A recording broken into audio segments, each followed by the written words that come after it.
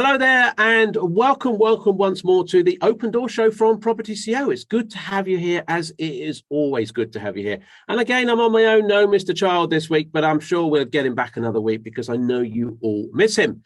Look, as always, we take a deep dive into the world of property. We talk to people out there who are doing things, who know things, who may be interested to give you an opinion, and maybe you'll be interested to receive it.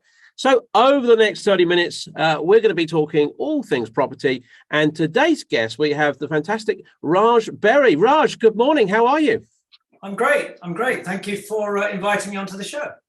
It's a pleasure. It's a pleasure. And of course, I say good morning. It could be good evening. It could be, I don't know, it could be wherever you are, wherever you're watching this, whether you're listening to it on a podcast, cycling along, whatever, for your morning run, evening run, I don't know. But you're all welcome to the show. Raj, co-editor of YPN magazine, but done a lot more than that. Obviously, we've known you for some years. Do you perhaps want to just give people a bit of a background of who you are, what you sort of done over your life, because some people might think you've always been a property person, and I know that's not the case, and maybe how you've come up to be the co-editor of YPN. Perhaps give us a brief introduction. Sure. No, I haven't done property for that long, relatively long period of time. I suppose 14 years it's been now. And like a lot of people, I mean, my background's, I'm an academic, basically, degree, postgrad, then went to the corporate world, and for 22 years worked for AstraZeneca Pharmaceuticals. So property started, like it does for a lot of people, as a side hustle, okay, basically, one property. One unit was your starting point, yeah. Well, exactly. I made a few early schoolboy errors, and we can come back onto that because, there's that cliche, which is you don't know what you don't know. And I didn't know back in 2006, 2007, that there was even such a thing as property education, which sounds a bit bizarre from somebody who spent his entire life being educated.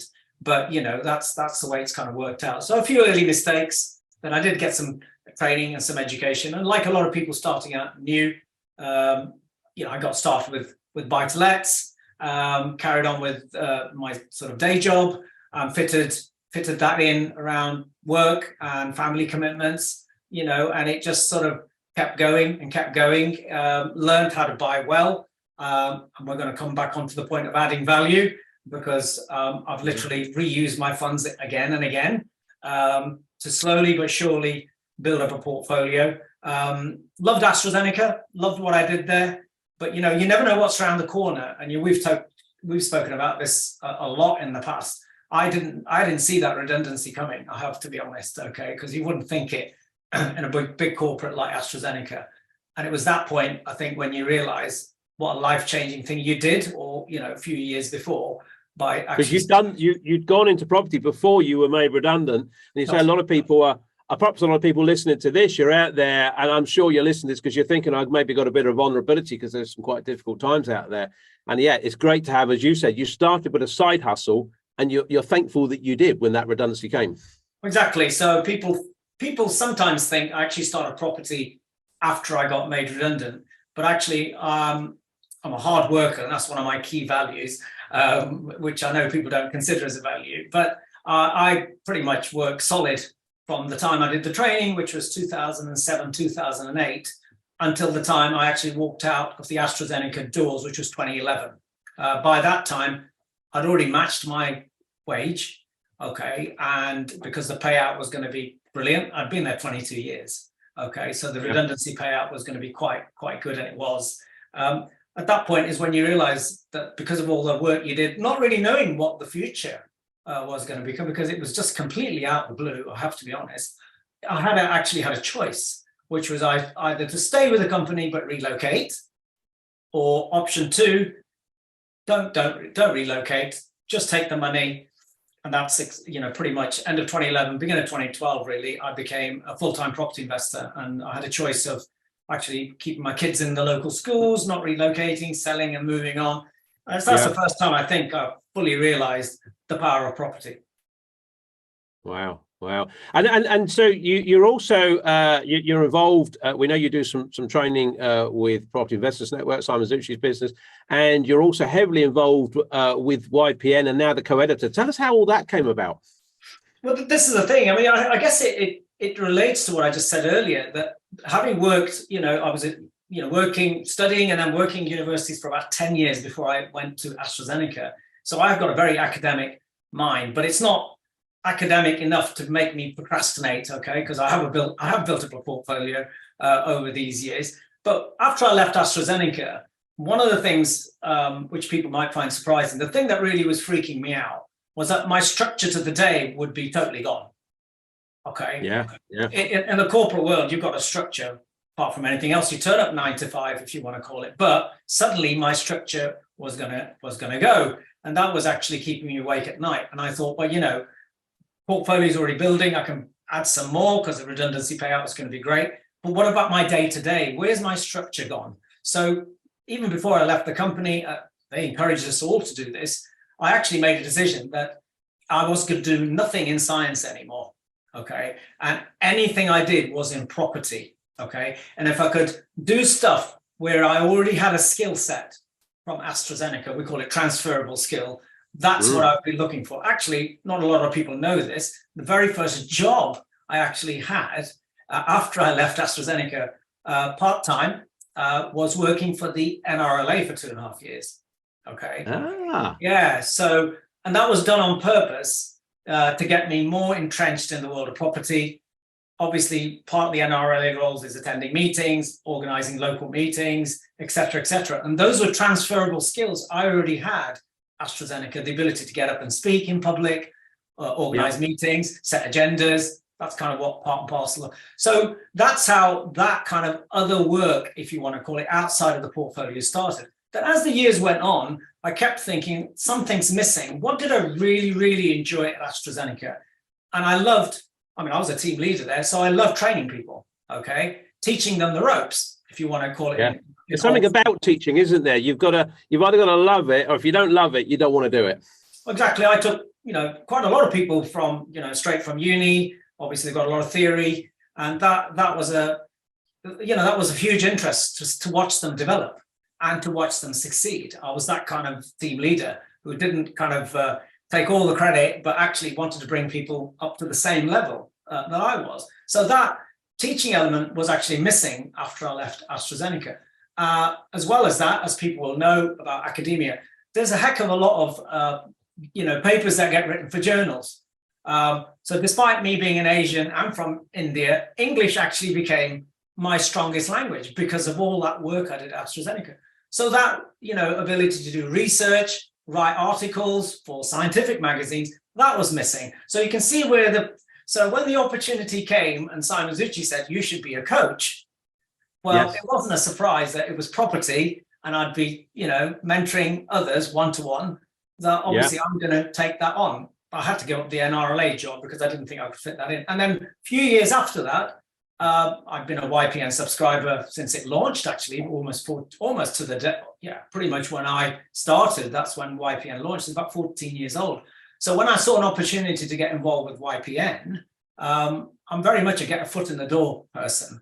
I initially joined the editorial team, and obviously I've interviewed you guys for the magazine as well. And then over a period of time, because I'm quite connected and out there, they just sort of said, we'd love you to take on the role as co-editor. So in my world now, that's pretty much complete. I've got a portfolio. I'm going to continue developing it, including we're going to, develop in the development side. But I've also got the one-to-one mentoring that I do for Simon Ritchie, and obviously the magazine stuff. So as far as I'm concerned, it's all kind of complete. Okay. And I can just move forward, actually doing things I really enjoy, which doesn't necessarily involve getting paid a heck of a lot. Okay. But it gives me great fulfillment, basically. And I thoroughly enjoy the other two aspects I do for PIN and for YPN, outside of my portfolio. So that's kind of how it came about. Great stuff. I mean, lovely. Thanks for sharing that story. I feel a lot of people won't know that. It's interesting that we all have these things that we like to do. A lot of people that know me, I love to train, and it's just a passion that I've got. I didn't realize I totally had it until I really got into doing it sort of full time as we do now. And you could do other things that could earn more money, but actually you've got to do a bit of what you like in life. So Raj, you've got vast experience, okay, some great background, unrelated from property, but a long time in property, talking to lots of people, exposure to lots of people as a co-editor. I'm sure people will be interested. As a first question for you, what's your views on the current markets? Okay, some people might be listening to this as a recording, but we're putting this together. This discussion is in November 2022. A lot of talk about recession, a lot of talk about what's going to happen in 2023. What's your opinion, Raj? I mean, I've got no economics background. Of course, I'm a scientist, so, very used to working in a laboratory and all that kind of stuff. So, but, I read, and I've got, formed some views, having been involved for, well over a decade. I mean, I think it's inevitable. I think that, recession is going to happen. People are struggling already to make deals stack, particularly for buy-to-let, is because of the lender's criteria is quite restrictive at the moment. We've all been through the mini budget, which actually just speeded the whole thing up. Okay, I think it was coming, but all that, the 44 days of the sort of last government or the last leader, I think just speeded things up. So I think people are really, really going to struggle. So it's a double-edged sword, really, in the sense that if you're looking at the traditional kind of buy-to-lets, the HMOs, kind of ownership, where you're going to hold the property and it's going to be on a mortgage, I think you're going to have to accept that cash flow is going to be dented. Okay, and you don't need a spreadsheet necessarily to tell you that. Yes, you can have fixed mortgages, and I've got lots of fixed mortgages, but here's the thing. Some of them were fixed 5 years ago and they're coming to an end. Okay. Yes, yes. And, some of them are a year away. Some of them are 2 years away. Some of them actually nipped it in the bud too. I actually did just before the rate started going up. But what I'm saying is they're not all for 5 years. Okay. So clearly I'm going to be hit and my cash flow is going to be hit because when they go on to variable, as everybody will know.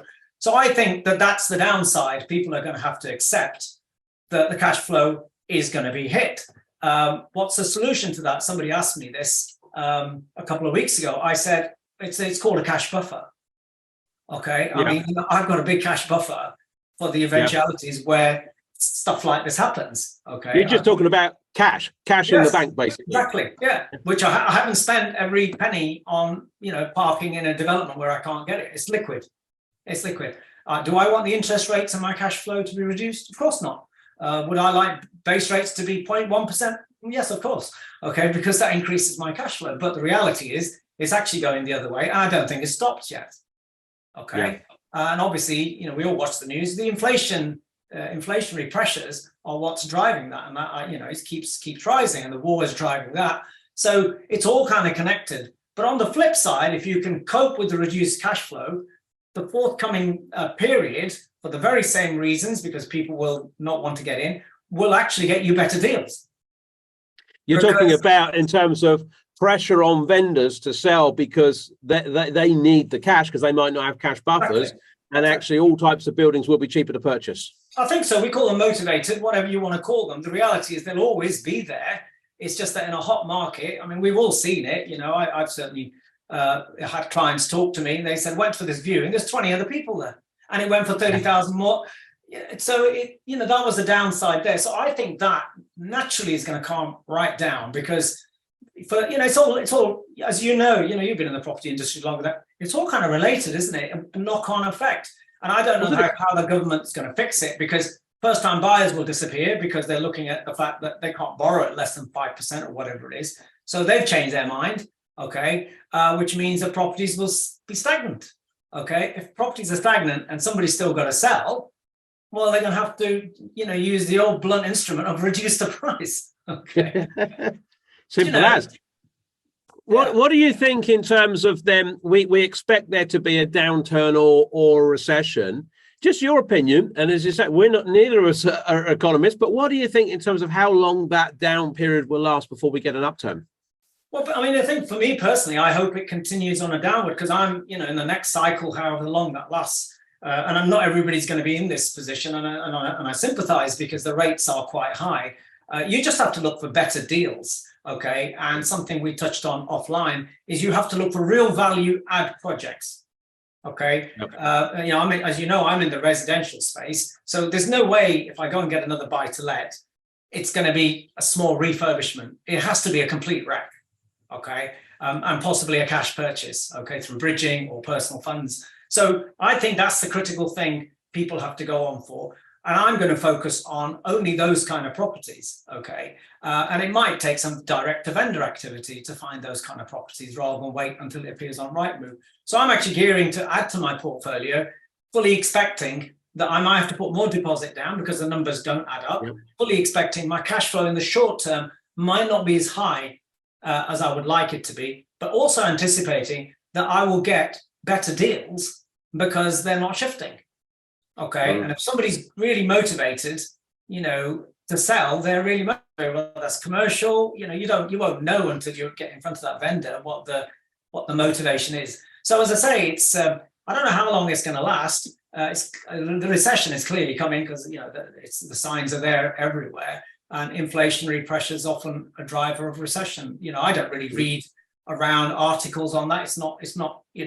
But broadly, I think that's probably where it's heading. But I don't think people should run for the hills at all. I think, this is an ideal time to actually pick up a great deal or two, fully expecting that, if you're holding them, that your cash flow might not be as high as you'd like it, and which case you're going to have to wait for mortgage interest rates to come back down. But then you'll have acquired the deal by then. It's a long game. This is a long game. If you're holding it, it's a long game.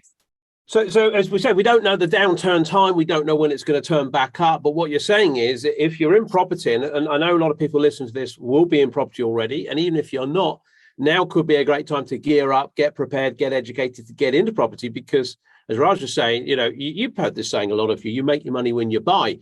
And Raj himself is gearing up, thinking that there's going to be a downturn in the market. And actually, as sad as it is for some people, but unfortunately, that's a shame. Can't do much about that, but as a developer, as a property person, we can see an opportunity out there.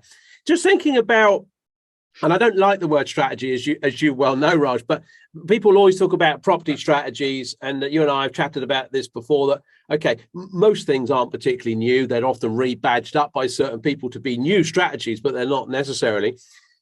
For anyone out there, maybe people that are brand new to property and thinking about, I want to get into property, they could do a simple buy-to-let, an HMO, service apartments, development, whatever.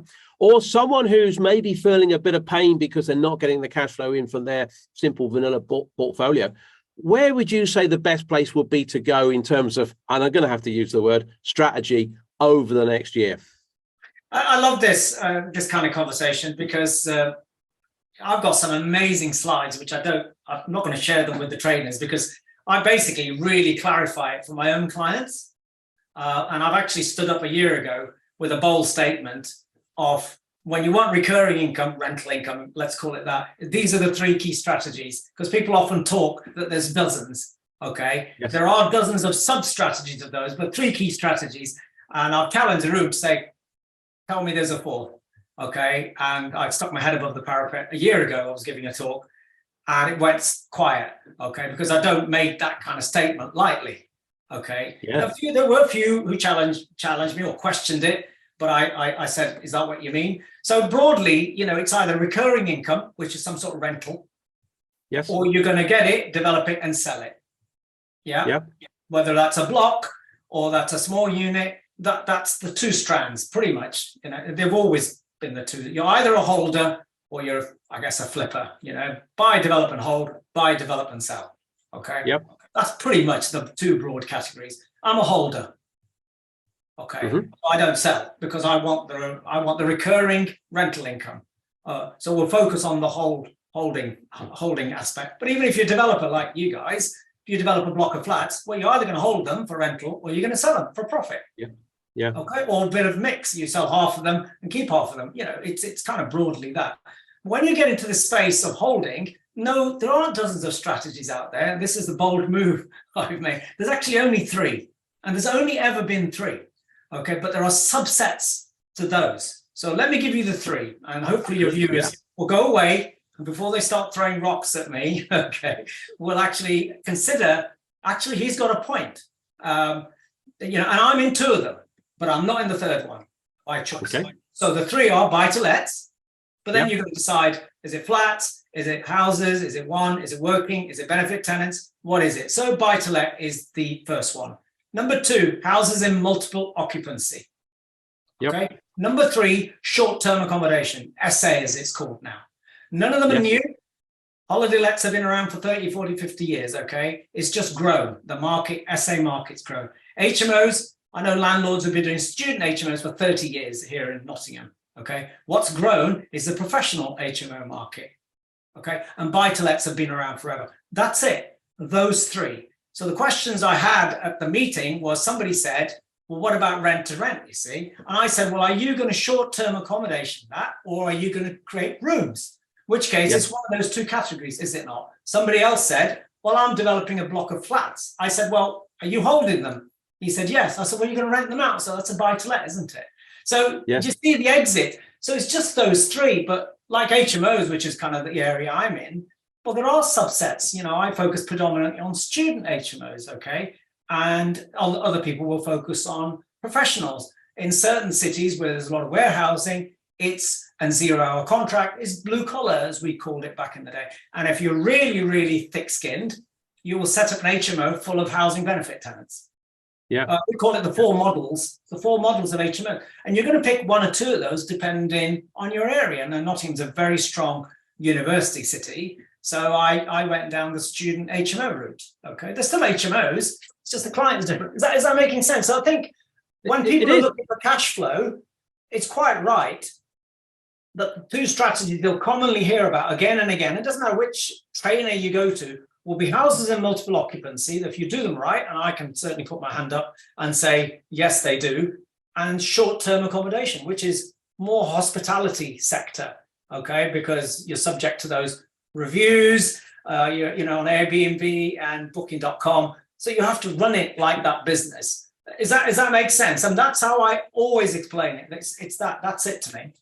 Makes total sense to me, and I agree with you. And I often say, even in my background in the industry, I'm a chartered structural engineer. A lot of people will know is that there's a lot of new products, or people talk about modern methods of construction. As someone the other day, I was at a session, talked about the wonder of lifetime homes and how fantastic a concept it was. I mean, that's been around for years as well. So there's not normally anything new going on. It often gets dressed up. But back to this question here. So we've got this. We've got these two main sets, as you said. We're gonna keep it, or we're gonna sell it. But we talked about buy-to-lets, HMO, service departments, or development and getting lumps of cash. Where do you think the smart money should go over the next year? I think you have to add value, Ritchie. I think that's where it's at, because whether you're borrowing investor funds, okay, which I personally have never done, or it's your own funds, which I do all the time. So all my portfolio is my funds, and the main stakeholder is the bank. Okay, my funds and the bank. I will run out of money unless I can recycle it through remortgage, which means you necessarily, have to buy it to add value. I don't know whether God designed it like this. I mean, when I learned with you guys, you've got that profit margin of 20 to 25%. Okay. Yes. Now, somebody must have designed this in the grand scheme of things. It turns out when you take a mortgage, okay, generally that's on the 75 to 80% loan to value. So it's actually the same. You have to add value to the tune of 20 to 25% uplift. Yeah. So that if you sell in your model, you get that 20, 25% profit. And if I hold in my model, I can now get a mortgage for 75% loan. Obviously, I've added value. So it's great because it actually makes things a lot simpler. Okay. So I would say going forward, anybody who's thinking of doing anything, I mean, buy-to-lets are tough at the moment because the rates are really high. Banks are stacking it even higher. So I don't think many things are stacking. But of course, it doesn't take a genius to work out how do you make a buy-to-let stack? Well, you put more deposit in. Okay. Yep. Because your loan is less. But somebody might say, well, I was only hoping to put 25% in. And I would say, well, I'm sorry, that's tough. The banks have changed the rules. But value add, if you're looking to buy more than, park your money for one, it's critical. And in your sector, it obviously is absolutely paramount. You're not going to buy retail and sell retail, now are you? There's no money in it. So whichever sector you're in, you really need to be looking for an uplift. And it's not easy to do. You would never tell anybody, this is a walk in the park. To add 20, 25% value, really? It's not that easy. Okay, so sourcing, getting the right deals, it becomes paramount. But I think adding value to be able to recycle. I mean, we have a lot of fun at YPN occasion. YPN, there's always a page where somebody has a rant. So me and the other co-editor had a rant, must have been about a year ago, where we decided to really take the piss out of all the acronyms, basically. Okay. And BRR came under some serious stick. Okay. Yeah. Because newbies will think it's kind of a new concept. Well, it isn't, because back when I started, it was called no money left in. Okay. Yeah. Which is you recycle all your money through that buy, refurbish, refinance, and the R that all the trainers have dropped, repeat. Okay. Yeah. If you're going to repeat, you'll need more money.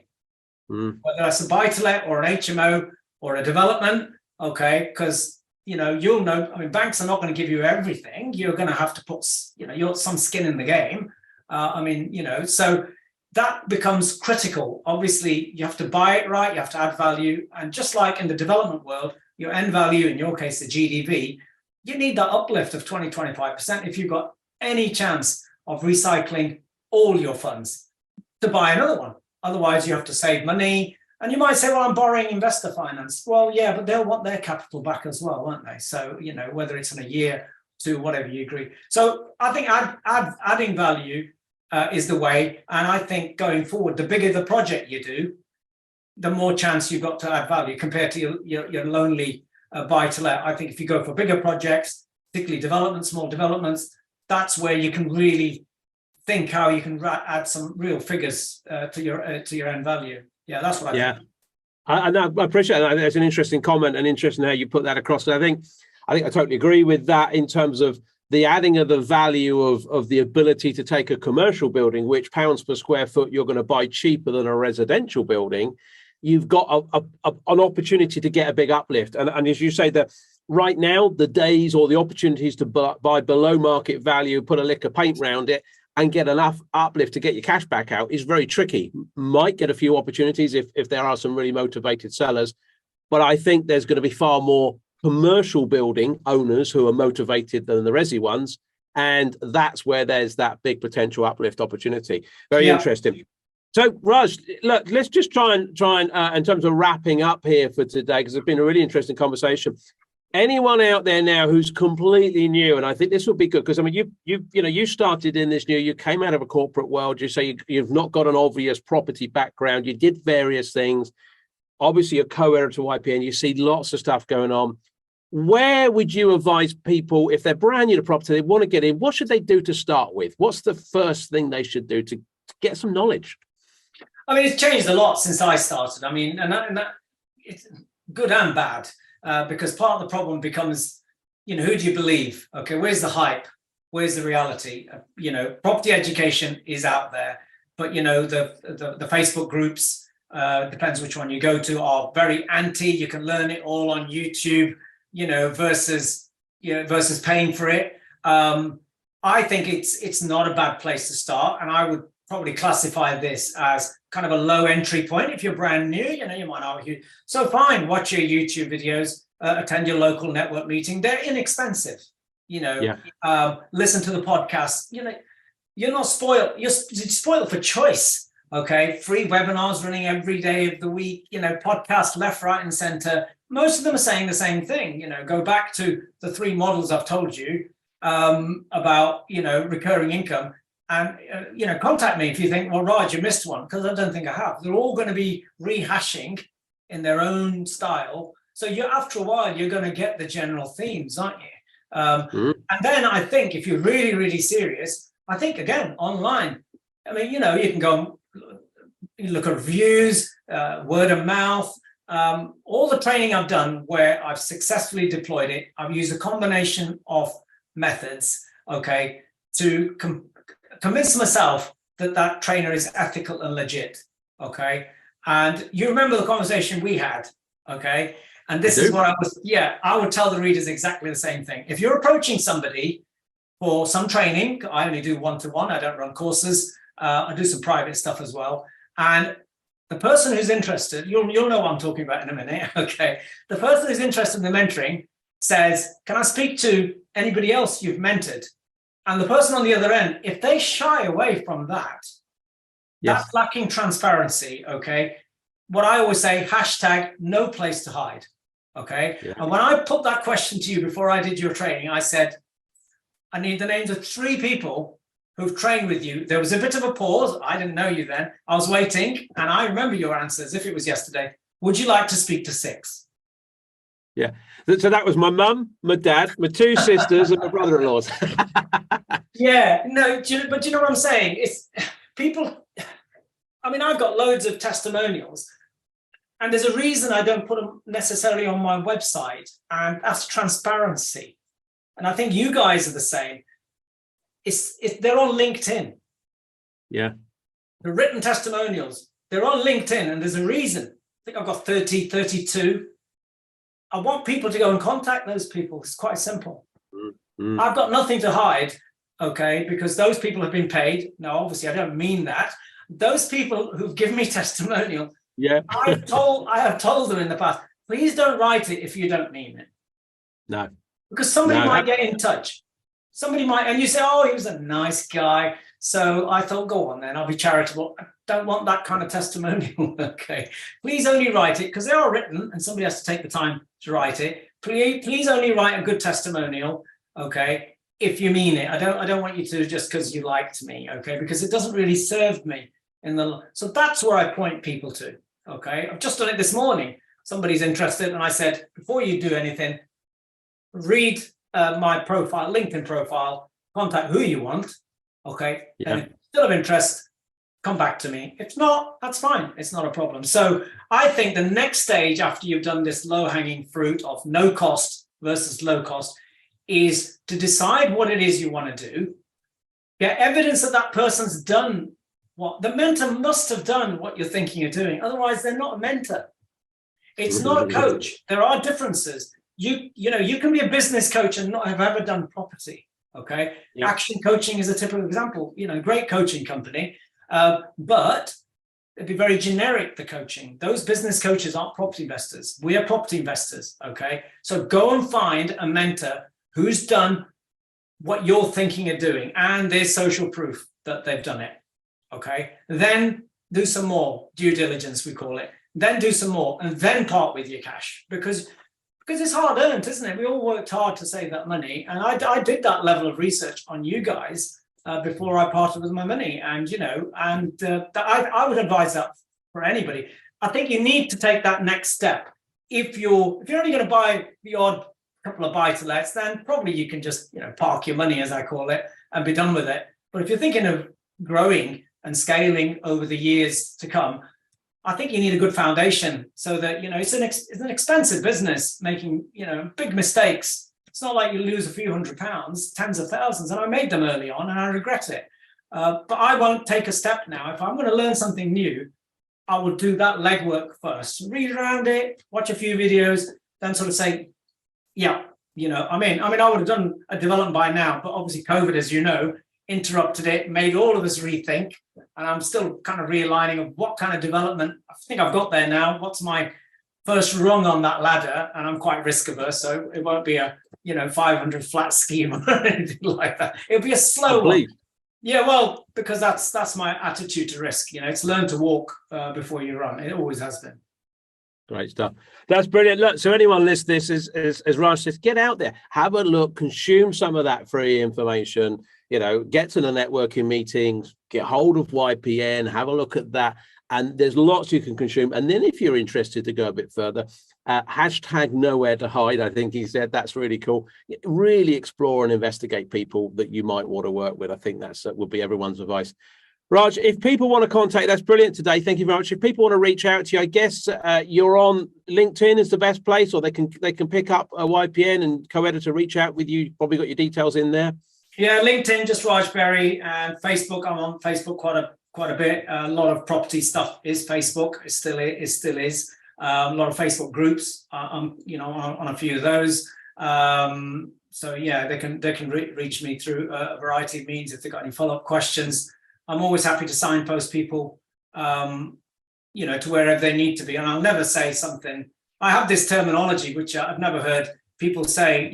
I think everybody has theoretical knowledge, but you only develop some of that into what I call operational knowledge. Okay, so there's loads of theoretical knowledge. You got back loads of things because of everything I kind of do, but operationally, it's only a handful of things. So I can only mentor on those two things, and that's the reality. And, that all ties in with, it should all line up when you're checking somebody out, actually, on social media. So, yeah, I'm on social media platforms if anybody wants to reach out, sure. Raj, what we'll do is we'll put your social media contact details, maybe your YPN contact details in the show notes. So if anyone wants to pick up and connect with Raj, that'd be great. Raj, thank you for coming in. Much appreciate it. And we look forward to seeing you again very soon. Thank you for the invite. Hopefully you all enjoyed that. Thank you, Raj. Yeah, so hopefully you all enjoyed that. Hopefully you've had a good show. What an interesting conversation we've had today. It's good to get people's different opinions of what to do and what not to do and what they're thinking. I love the fact that, as Raj said, there's not anything particularly new. It's just how you dress it up. And that great advice about getting out there now and really thinking about 2023 as being a great opportunity if you can find those opportunities, or property opportunities where you can get that big uplift out there. And of course, that advice about dipping your toe in the water and hashtag nowhere to hide. If anyone's interested in doing a little bit of that free training that Raj talked about, by all means, be our guest. Come and join us. Grab a pen and paper. I'll give you contact details. propertyceo.co.uk/SFR. So that's /SFR. It stands for six-figure roadmap. You can come. I put together a couple of hours of pre-recorded training.